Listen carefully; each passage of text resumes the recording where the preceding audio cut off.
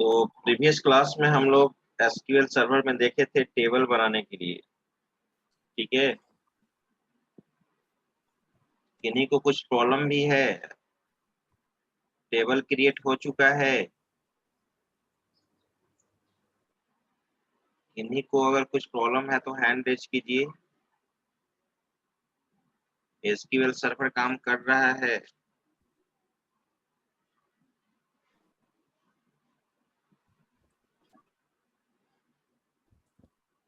बोलो प्रतीक।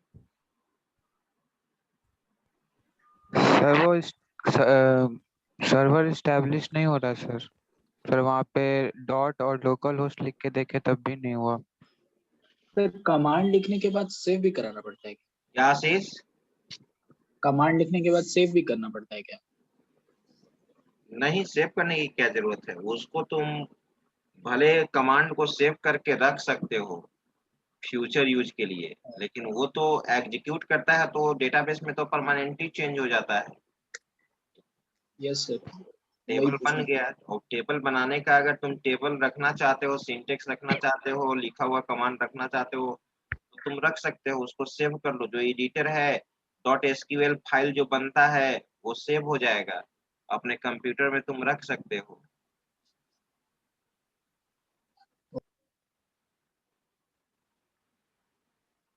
लैपटॉप पे हो प्रतीक कुमार? No sir. तब कैसे शेयर करोगे? लैपटॉप पे नहीं हो तो?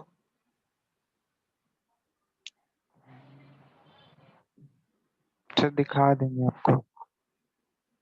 चलिए, तो हम लोग देखे थे प्रीवियस क्लास में टेबल क्रिएट करने के लिए।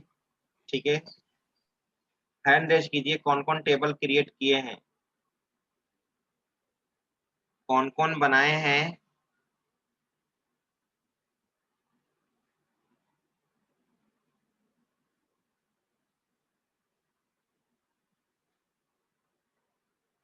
आशीष, प्रिंस, प्रतीक, भावेश, प्रियंका।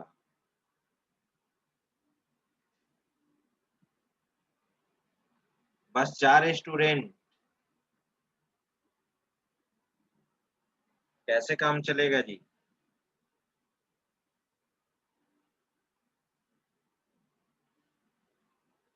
चलो हैंड को डाउन करो।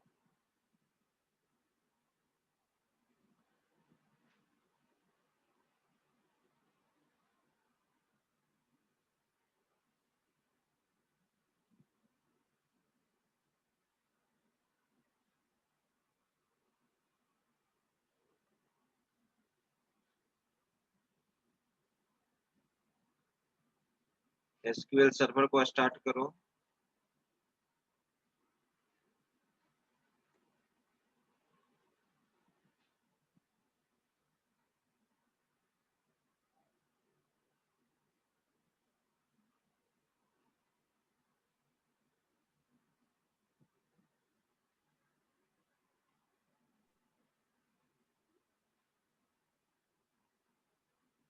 तो हम लोग देखे थे टेबल कैसे क्रिएट करते हैं।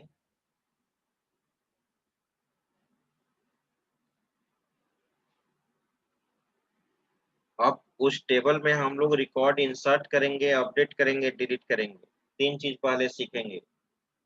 टेबल में रिकॉर्ड कैसे इंसर्ट होता है, कैसे अपडेट होता है, कैसे डिलीट होता है। ये तीनों चीज तुम ऑलरेडी जानते हो। हर डेटाबेस में यही सेम रूल है। रिकॉर्ड कैसे इंसर्ट करोगे, कैसे अपडेट करोगे, कैसे डिलीट करोगे। ठीक है, रिकॉर्ड टेबल में इंसर्ट अपडेट डिलीट करने के बाद हम लोग क्या करेंगे, फिर टेबल के स्ट्रक्चर को मॉडिफाई करेंगे। टेबल को स्ट्रक्चर को मॉडिफाई करने का मतलब, जो टेबल पहले से बना हुआ है उसमें कोई नया कॉलम ऐड करना है, या एग्जिस्टिंग कॉलम को हटाना है, या किसी कॉलम के डेटा टाइप को चेंज करना है। ठीक है, किसी कॉलम को रीनेम करना है, तो ये चीज तुम आप कर सकते हो। टेबल के स्ट्रक्चर को तुम क्या कर सकते हो, मॉडिफाई कर सकते हो। ठीक है, जैसा कि तुम जानते हो कि how do you insert record, update record and delete record from table. Table में कैसे रिकॉर्ड इंसर्ट करोगे। तो रिकॉर्ड को इंसर्ट करने के लिए हम लोग कौन सा कमांड यूज करते हैं, इंसर्ट कमांड यूज करते हैं, इंसर्ट कमांड यूज करते हैं, ठीक है। और रिकॉर्ड को डिलीट करने के लिए हम लोग डिलीट कमांड यूज करते हैं, और अपडेट करने के लिए अपडेट कमांड यूज करते हैं। जानते हो एसक्यूएल फोर्थ जनरेशन लैंग्वेज होता है। एसक्यूएल हमारा क्या है, फोर्थ जनरेशन लैंग्वेज है। और एसक्यूएल को इंग्लिश लाइक लैंग्वेज कहते हैं। इंग्लिश लाइक लैंग्वेज यानी एसक्यूएल कमांड के थ्रू ही पता चलता है कि कौन सा कमांड किस पर्पस के लिए यूज होता है। जैसे इंसर्ट, तो तुमको पता चल जाएगा, कमांड से ही पता चल जाएगा कि उसका पर्पस क्या है। डिलीट, कमांड को देखते हुए तुमको पता चल रहा है कि क्या ऑपरेशन परफॉर्म करना है, राइट, ठीक है। कनेक्ट,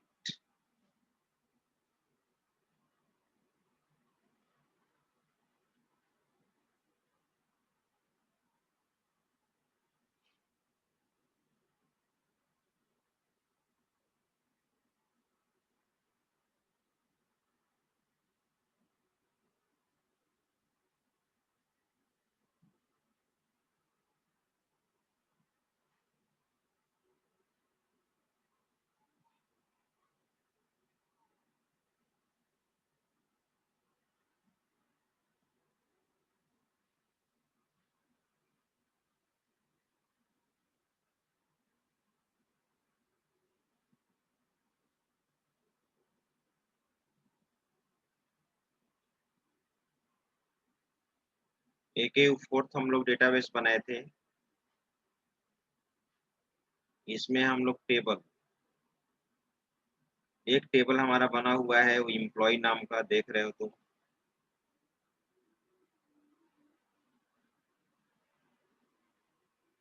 इतना कॉलम्स नेम है, राइट।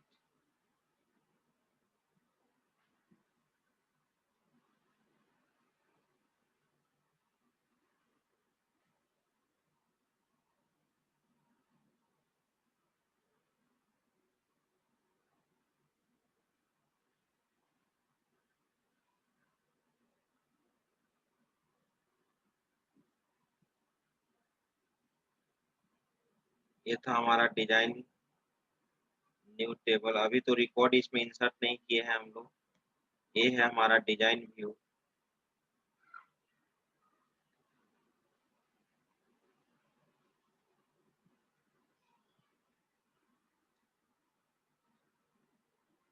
अभी मैंने कमांड के थ्रू आपको बताया है टेबल बनाने के लिए। आप ग्राफिकली मोड में भी आप टेबल बना सकते हैं,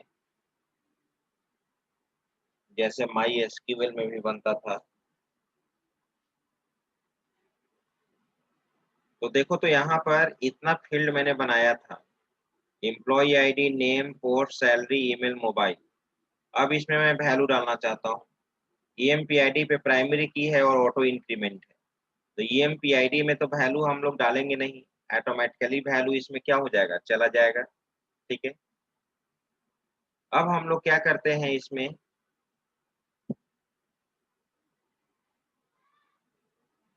रिकॉर्ड इंसर्ट करते हैं।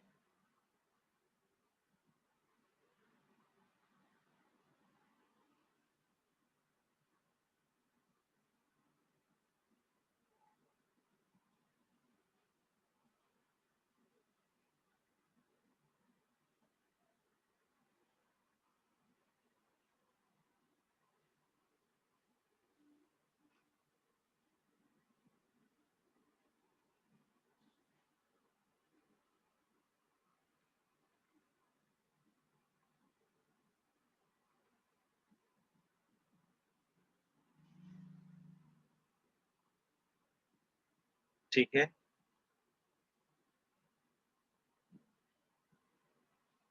यूज डेटाबेस का नाम है AKU फोर्थ।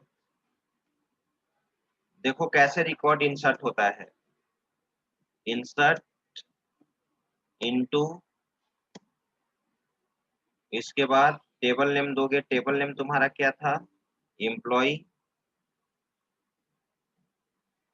एम्प्लॉय, इसके बाद टेबल के बाद कॉलम नेम स्पेसिफाई करोगे, कॉलम नेम तुम स्पेसिफाई करोगे, कौन कौन सा कॉलम इसमें तुमको देना है।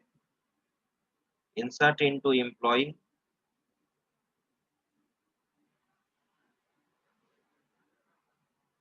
मैंने इसमें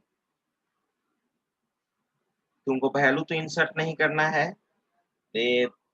एम्प्लॉय आईडी का नहीं, तो एम्प्लॉय आईडी मैं नहीं दे रहा हूं।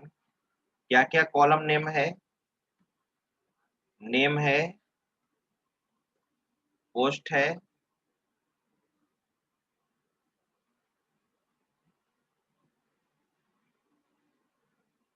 सैलरी है, ईमेल है, और क्या है, मोबाइल है, मोबाइल है।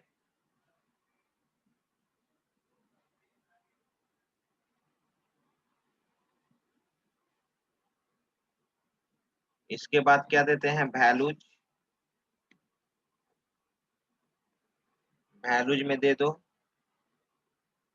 नेम में दे दिया,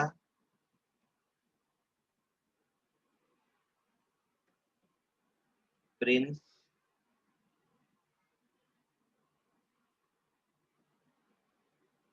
पोस्ट,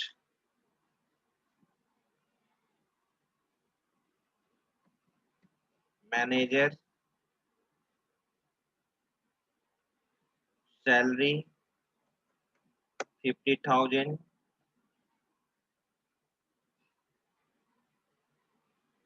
ईमेल prince@gmail.com,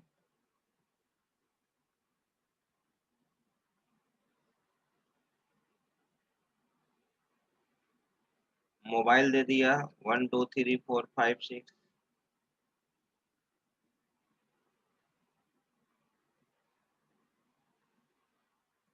राइट। अब इसको तुम रन कराओ, डेटाबेस तो सिलेक्टेड है ही, डेटाबेस एग्जीक्यूट, डेटाबेस सिलेक्ट हो गया।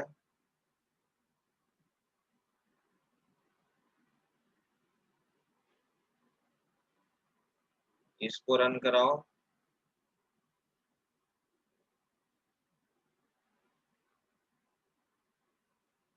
वन रो अफेक्टेड, एक रिकॉर्ड चला गया। अब मैं दूसरा रिकॉर्ड डाल रहा हूं,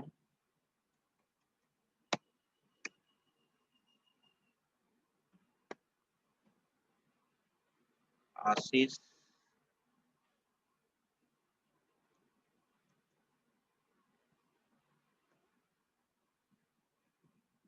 प्रोग्रामर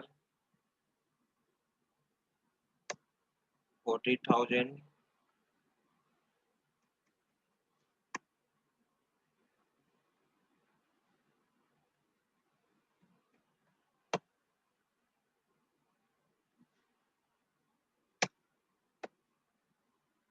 इसको भी रन कराओ, ये भी रन कर गया।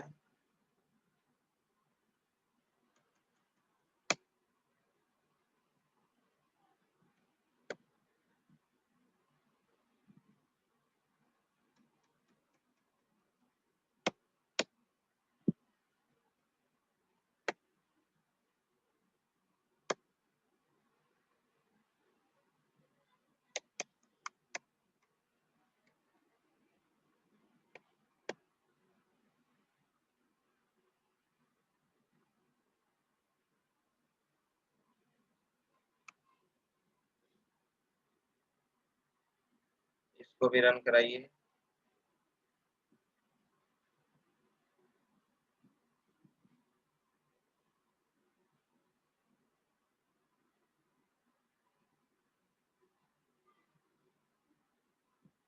ठीक है, अब रिकॉर्ड आप इंसर्ट करके देखो, ये सिलेक्ट करके, आप जानते हैं सिलेक्ट स्टार फ्रॉम एम्प्लॉय। आप ये रिकॉर्ड देखो, ये रिकॉर्ड अवेलेबल है या नहीं।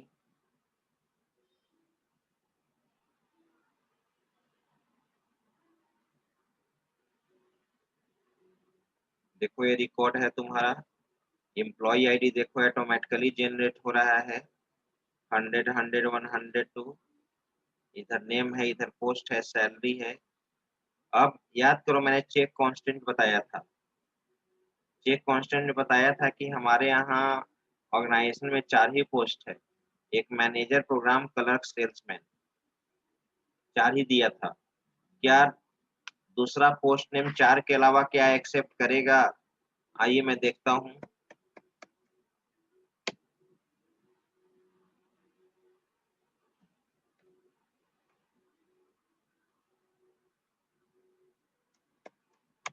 मैंने यहाँ पर दिया एनालिस्ट। एनालिस्ट 40,000।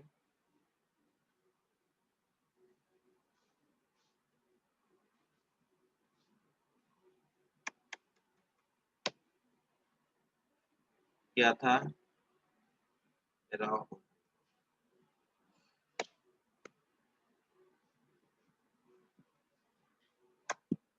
चलो,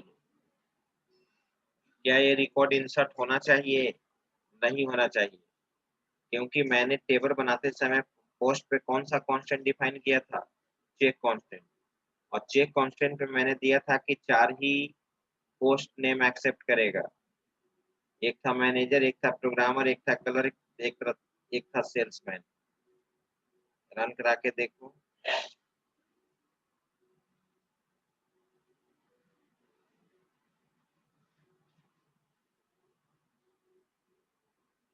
देखो नहीं ना किया। पढ़ो। The insert statement conflicted with the check constant CK employee post. The conflict occurred in the database AKE for table DB employee column post। Accept नहीं किया क्योंकि एनालिस्ट तुम दे ही नहीं सकते हो। हाँ, दूसरा दे सकते हो, सेल्समैन दे सकते हो। सेल्समैन था, लेकिन अगर हम सैलरी भी दिए थे कि हमारे यहाँ ऑर्गेनाइजेशन में मैक्सिमम सैलरी क्या है? 20,000 से 80,000 तक। मैंने 10,000 दिया, क्या एक्सेप्ट करेगा? नहीं एक्सेप्ट करेगा, ये एक्सेप्ट नहीं करेगा।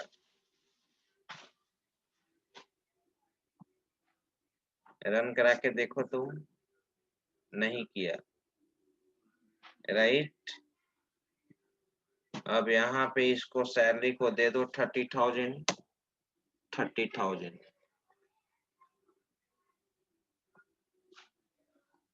अब एक्सेप्ट कर लेगा। एग्जीक्यूट। एक्सेप्ट कर लिया, राइट।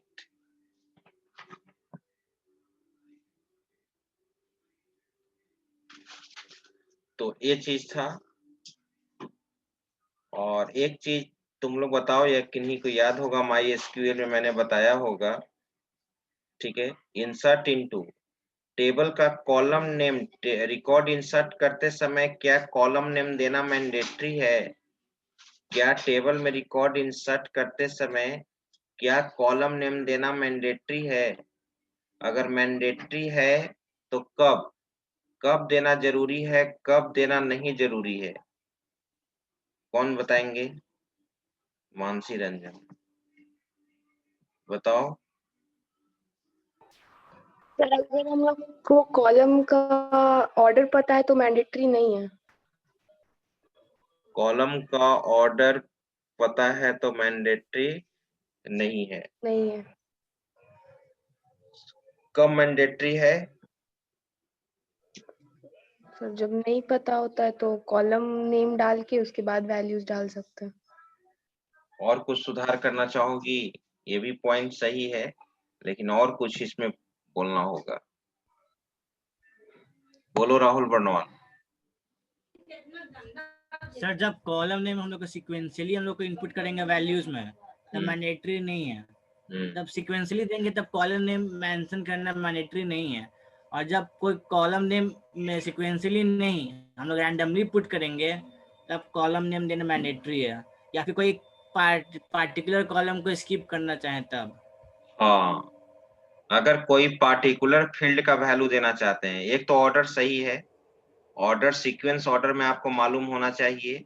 अगर तुम टेबल के सारे कॉलम का वैल्यू तुम स्पेसिफाई करना चाहते हो, टेबल में अगर 5 कॉलम है और सभी कॉलम का वैल्यू देना चाहते हो, तो कॉलम नेम तुम दे भी सकते हो, नहीं भी दे सकते हो, लेकिन ध्यान रहे अगर तुम कॉलम नेम नहीं मेंशन करोगे तो सीक्वेंस ऑर्डर में तुमको वैल्यू सप्लाई करना होगा। देखो तो अगर टेबल में सबसे पहले EMPID है तो EMPID name, post, salary, email, mobile sequence order में देना होगा, सीक्वेंस ऑर्डर में आपको देना होगा।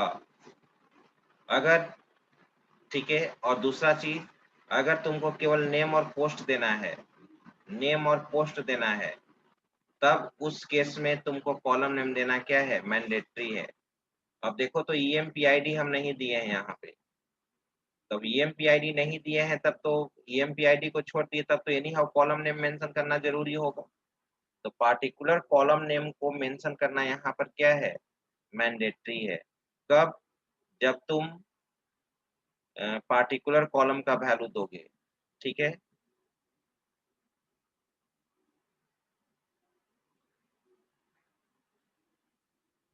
एक मिनट वेट करो।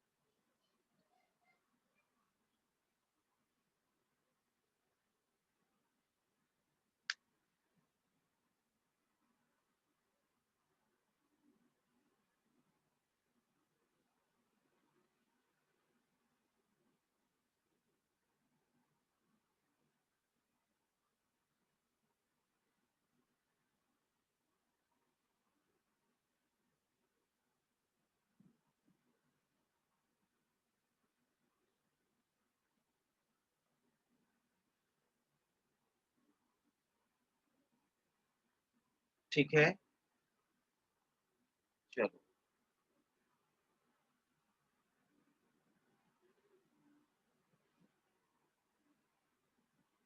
अब यहाँ पे ये चीज हो गया। एक एक मैं ये एक चीज और मैं दिखा देता हूँ। अगर सभी कॉलम का वैल्यू देना चाहते हो तो यहाँ पर मेंशन कर भी सकते हो, नहीं भी कर सकते हो। इंसर्ट इनटू एम्प्लॉय, डायरेक्ट मैंने वैल्यू लिख दिया ना,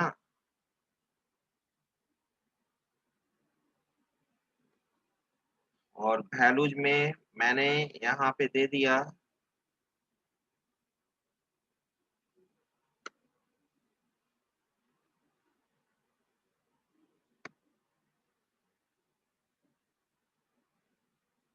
अब इसमें ऑटो इंक्रीमेंट है, चेक करना होगा कि ऑटो इंक्रीमेंट अगर आप फील्ड बनाए हैं तो क्या उसका फोर्सफुली वैल्यू दे सकते हो, चेक करते हैं।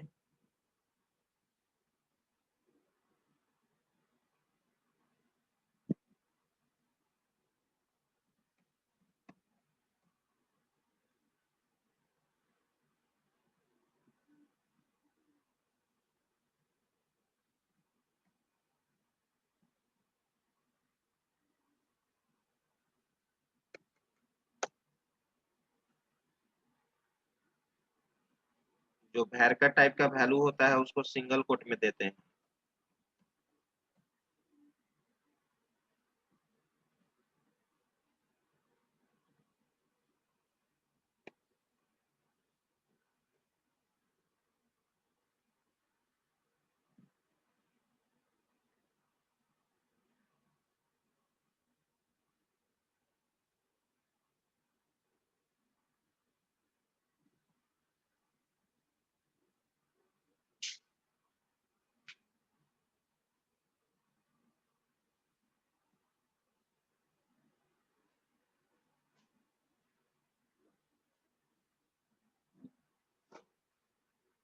अब इसको मैं रन कराता हूँ ना।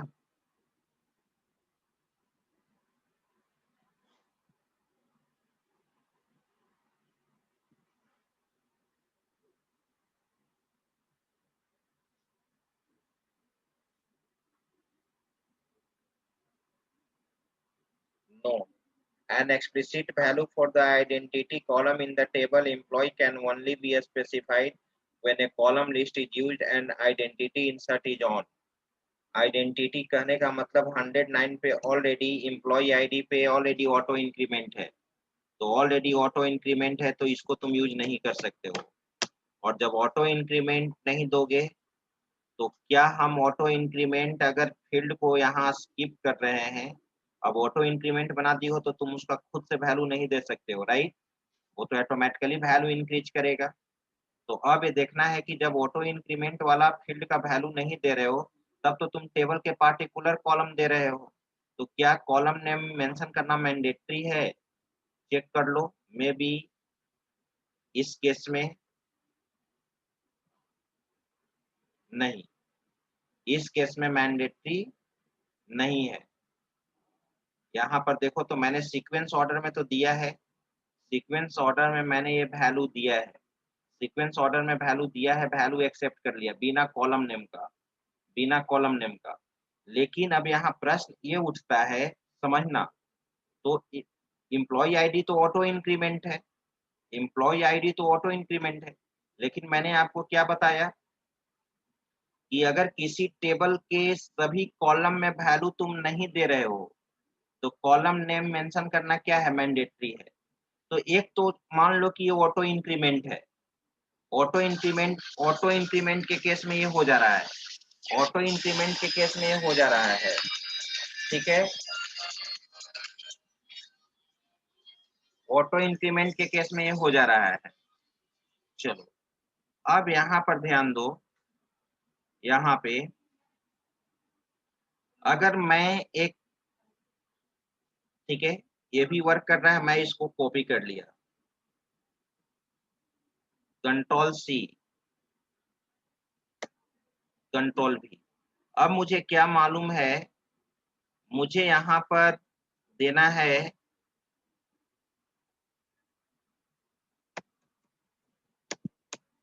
मान लो कि मैंने यहाँ पर मेंशन कर दिया सचिन, मैंने दे दिया यहाँ पे प्रोग्रामर,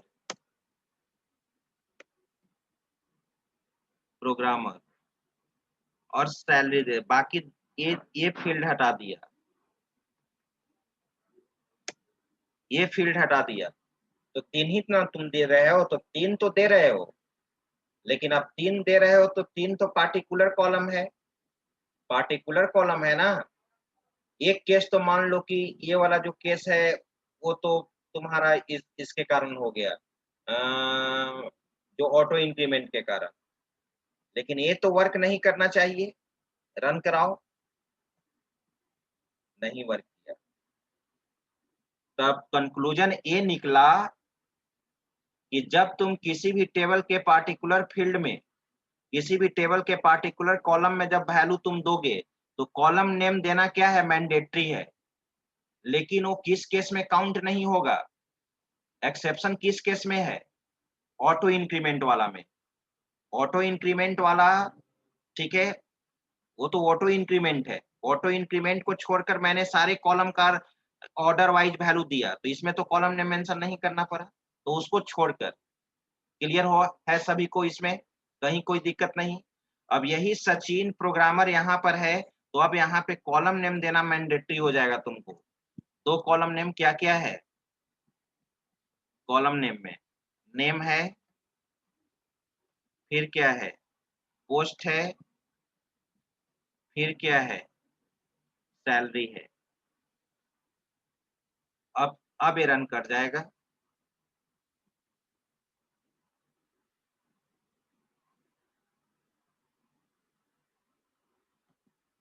देखो रन कर गया, क्लियर। तो आप सीख गए रिकॉर्ड कैसे हम लोग इंसर्ट करते हैं। अब मैं आपको बताता हूं रिकॉर्ड को अपडेट करना, रिकॉर्ड को अपडेट करना। अब तुमको सचिन का ईमेल आईडी और मोबाइल नंबर मालूम चल गया। सचिन का ईमेल आईडी और मोबाइल तुमको मालूम चल गया। अभी अगर इसको मैं रन कराऊं,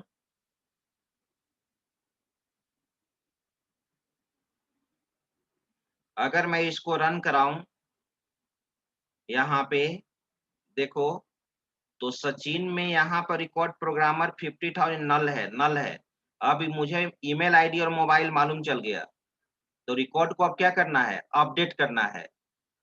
एग्जिस्टिंग रिकॉर्ड, जो रिकॉर्ड पहले से अवेलेबल है उसमें किसी भी तरह का चेंजिंग करना है तब तो अपडेट करना होगा, और इंसर्ट से तो हमेशा नया रिकॉर्ड इंसर्ट होता है। तो देखो, तो अब अपडेट कर रहे हैं हम, अपडेट। उसके बाद टेबल का नाम देते हैं, किस टेबल में अपडेशन चाहते हो, एम्प्लॉय, ठीक है। अब किस कॉलम में तुम वैल्यू देना चाहते हो, तो सेट कीवर्ड होता है, सेट।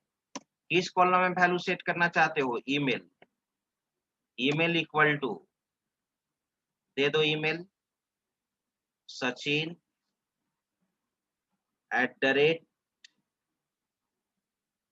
@gmail.com। दूसरा कॉलम भी तुमको चेंज करना है, क्या है, प्रोग्रामर, नहीं, मोबाइल। तो यहाँ पर लिखो mobile equal to, right.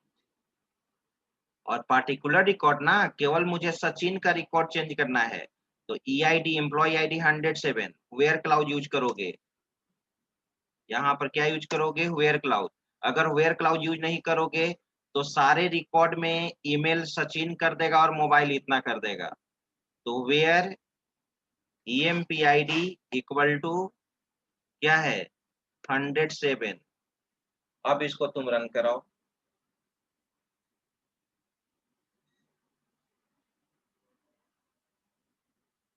Execute,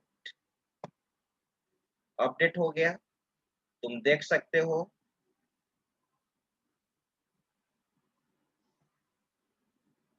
देखो आ गया सचिन। अरे अब कोई एक ऑफर आया, मुझे एक ऑर्गेनाइजेशन से आया कि सभी एम्प्लॉय के 10% सैलरी इंक्रीज कर देना है, सभी एम्प्लॉय को 10% सैलरी इंक्रीज कर देना है। तो क्या लिखेंगे, अपडेट एम्प्लॉय सेट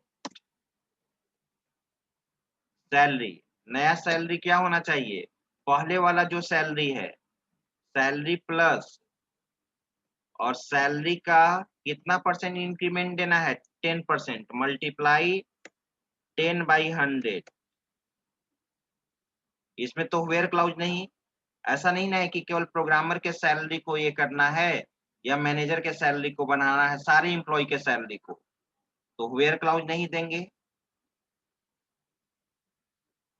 रन कराओ, एग्जीक्यूट, ठीक है। अब देखो सभी एम्प्लॉय का सैलरी इंक्रीज कर गया,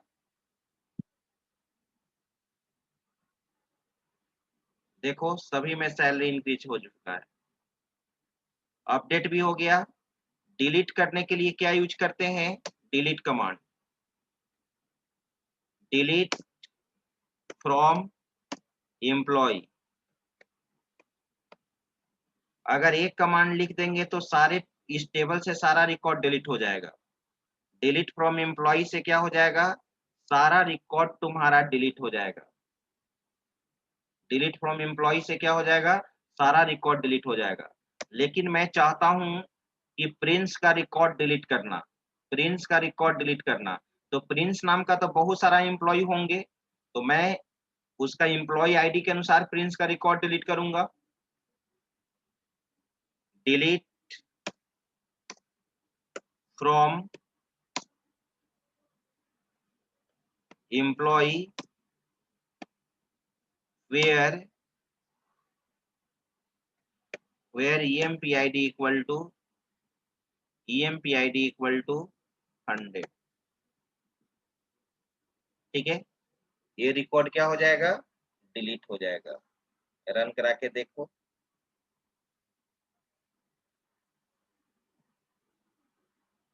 डिलीट हो गया। अब वहां पे 100 वाला रिकॉर्ड नहीं होगा। रन कराओ। राइट। मुझे चाहिए कि प्रोग्रामर का सारा रिकॉर्ड डिलीट कर देना है, तो क्या लिखोगे? Delete from employ where post ना, post equal to programmer. Right. Programmer का 2 रिकॉर्ड है ना, तो दोनों रिकॉर्ड डिलीट हो जाएगा, देख लो। एग्जीक्यूट। अब तुम सिलेक्ट करके देखो,